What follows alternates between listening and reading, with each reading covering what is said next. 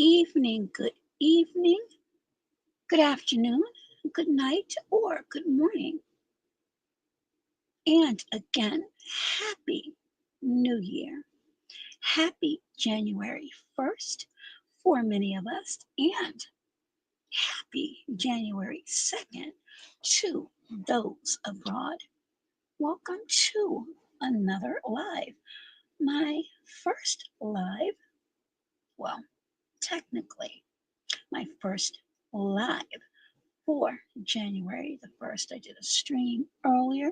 I thought it was particularly cute with the little dancing emojis, but this is a little bit more on its serious side. So, those of you that are coming in, please be sure, if you would be so kind, to hit the like button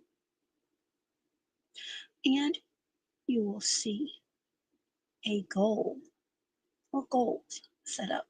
And many of those that are monetized, I would suggest that you utilize your goal feature as well. You can use anything that you want.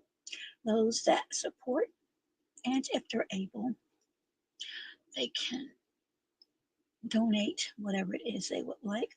They could participate in memberships, hitting the like button, sharing your streams are also forms of support.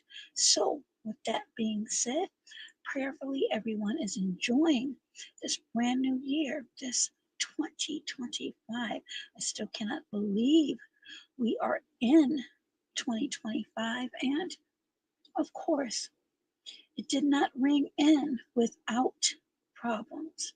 So, first up, we have none other than Fulton County DA Fani Willis, who is still scratching and scraping. She's not going down with the fight now, according to sources. And again, and you will hear me say this ad nauseum, please always, always, always fact check, cross reference, and conduct your own thorough, meticulous research on not just this video, but any other videos, because we are all humans. We make errors. Some things are omitted, some things are recanted, and some things are just wrong. That being said, let's get into this video.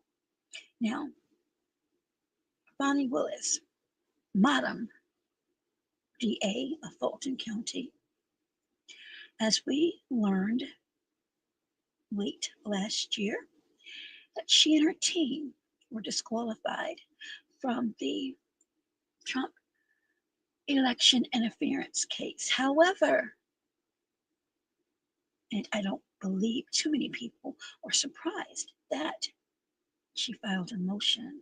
So, in other words, she wants to continue her bid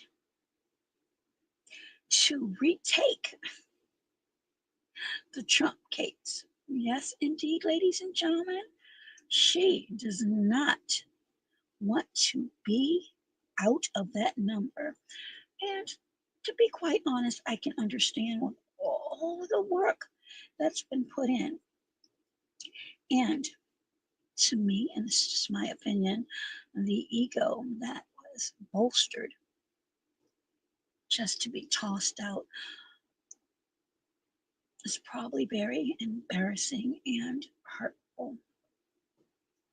Now, those of you that have followed the Honorable Judge Joe Brown on many, many, many platforms, and I have been one of the lucky ones to have had him several times, called this months ago.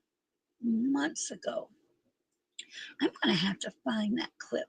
You know, some things were discussed on air, and of course, certain things with anybody anybody we know can't be discussed.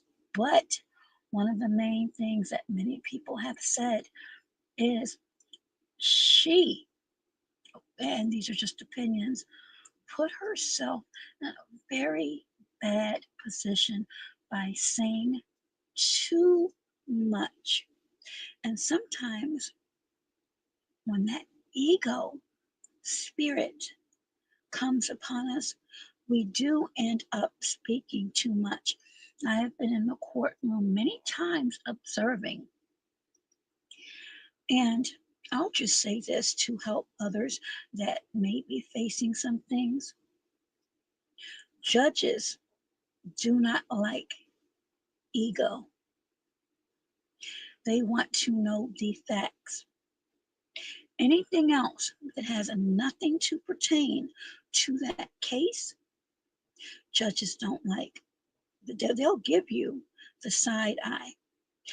Some may even say in a stern way, I didn't ask you that. So,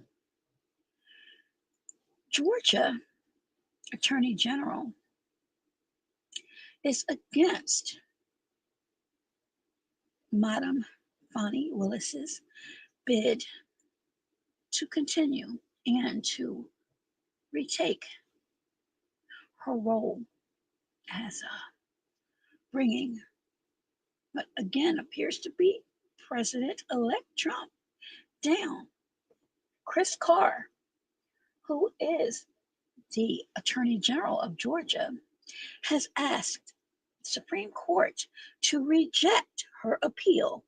I'll repeat that again. Chris Carr, the Attorney General of Georgia, has asked the Supreme Court to reject Fulton County DA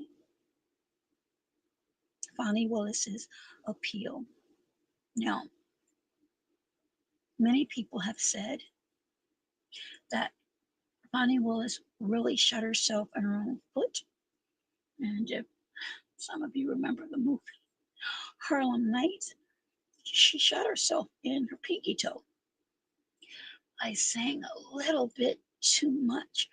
And some of the things that she should have spoken about ethically, her little alleged tryst with special prosecutor Nathan Wade, she didn't say anything about that.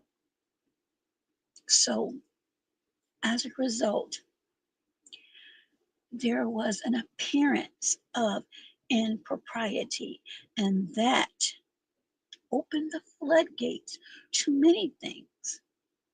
Now, could she find herself being questioned about perjury? Could she find herself as a casualty of being disbarred in the future? Could she be a casualty of a huge investigation as it relates to funds, taxpayer funds, funds paid to certain individuals? That, ladies and gentlemen, is yet to be seen. Now, I wanted to bring this up really quickly. There is a PAC, if you will, and the name of the PAC is Protecting Americans Action Fund, and the acronym for that is P as in Paul, A as in Apple, A as in Apple, F as in Frank, again, PATH. And Bill Barr, for those of you who aren't familiar with Bill Barr, he's a shaky character, but he has now joined this advisory board of the PATH, which is led by who else? A Republican Virginia Attorney General, Jason Miyares.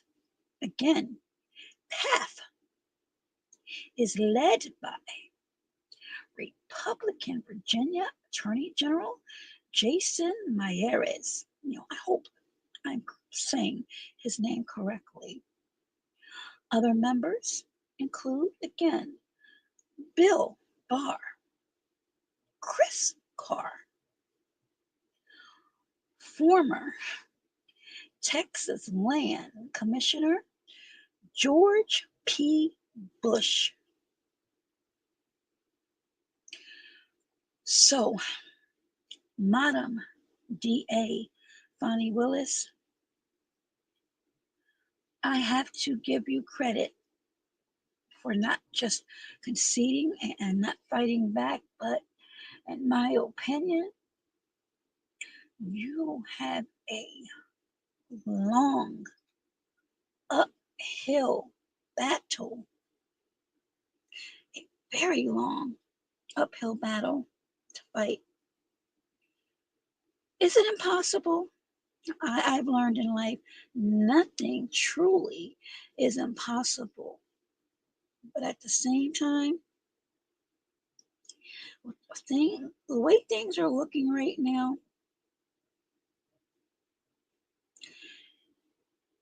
you may have a difficult time because while Trump appears to be losing in certain areas, it appears that he's gaining momentum in others. So we shall see what happens with the appeal.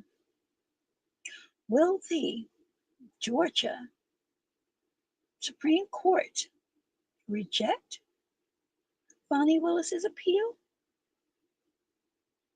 Or will we be shocked to find out that they actually agree with her and she gets back on the case? We will have to see about that. Next topic.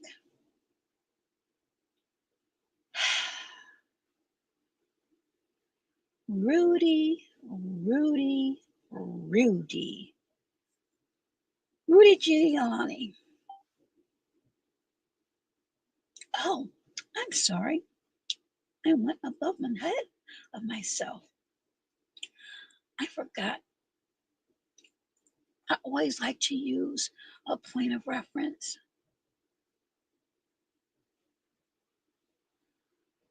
Of course, I had to do some research into PATH just to see who has donated. One of the largest numbers, and this is public record, and you can look it up. One was a $2 million purse to the Citadel. So I want to be clear on that. Next, I'll go back to Rudy Giuliani. Now, this has been going on for a while now. He was ordered to pay $150 million to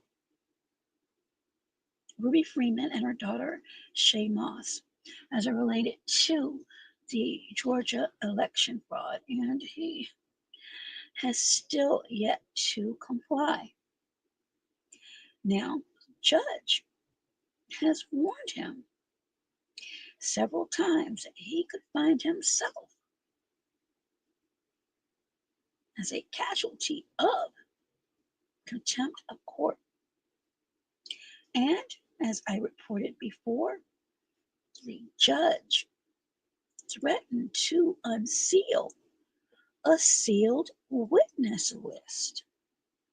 Well, lo and behold, the judge, Louis Lyman, wasn't joking. Maria Ryan, advisor,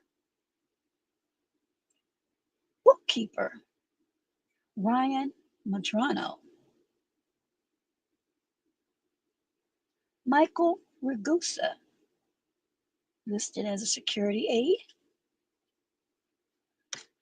and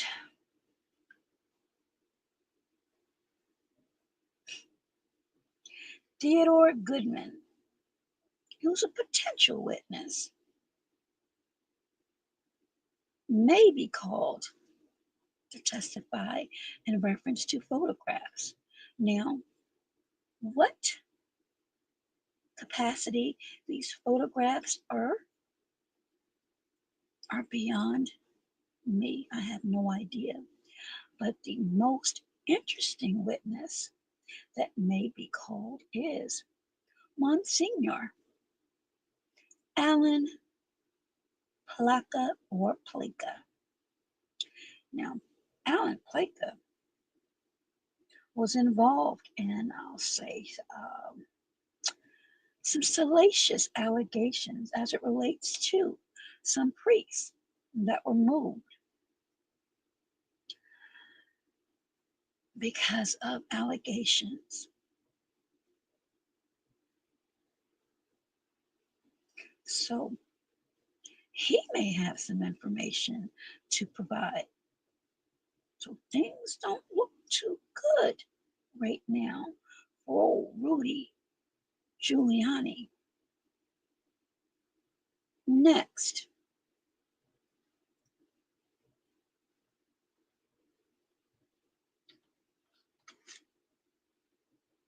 this is a photo of Jabrina Kawan, and I do hope I'm pronouncing her name correctly. She has finally been identified by the New York Police Department as the victim in the New York the New York case where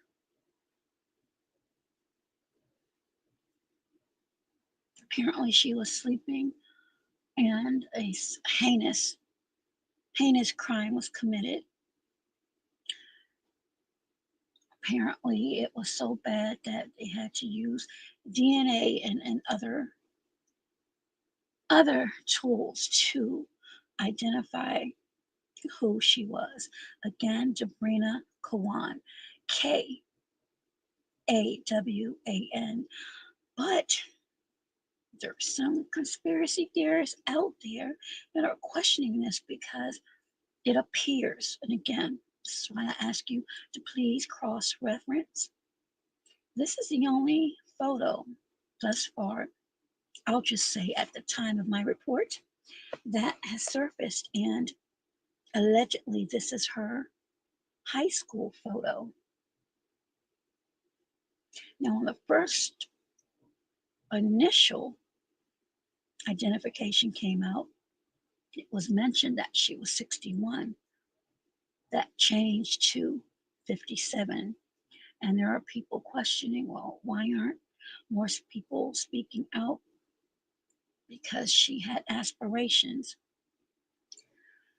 According to reports, and again, please do your research, cross reference. It appears that she had a few bumps in the road, as many of us do, and had a brief stint, according to Mayor Eric Adams, in a homeless shelter back in December. Now, again, I cannot attest either way to the accuracy of that statement. However, it appears that this is who reports are stating is the victim. Again, 57-year-old Jabrina Kawan.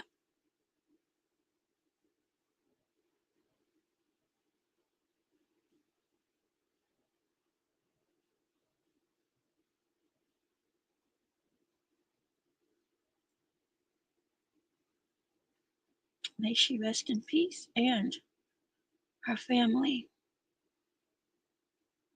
be at peace.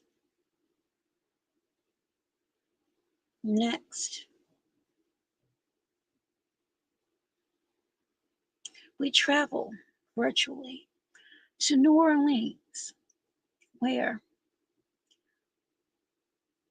Shamsud Dean Jabbar, 42 years old, a U.S. citizen of Texas, apparently was driving a Ford pickup, allegedly with an ISIS flag found inside the vehicle. This vehicle drove into, allegedly, a crowd where 15 people succumbed to their injuries and 30 were injured. According to reports, there were other weapons and IED found inside the vehicle. And for those of you not familiar with IED, that is improvised explosive devices. According to reports and backgrounds, Jabbar is a